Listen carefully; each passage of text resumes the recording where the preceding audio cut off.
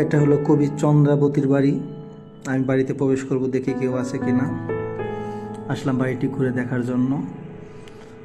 অনেক ভালো লাগতেছে বাড়িটি ঘোরাতে। অনেক চারিদিকে ফাঁকা, কোনো লোকজন নাই। 1000 বছর আগের বাড়িটি।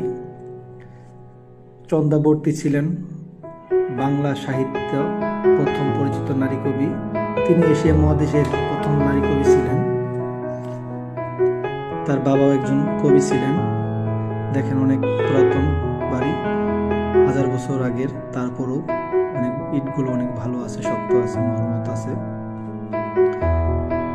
এটা অবস্থান হলো কিশোরগঞ্জ সদর থেকে 5 কিলোমিটার উত্তরে পাটুয়ারি গ্রামে।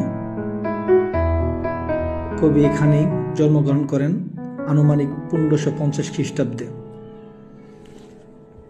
এটা হলো বাড়ির সামনের অংশ। এখান থেকে দেখেন একদম ফাঁকা বাড়িটি, কোনো লোকজন নাই, একদম শূন্যতা। উপরে কেউ থাকে না, নিচে কেউ থাকে না, পরিত্যক্ত বাড়ি।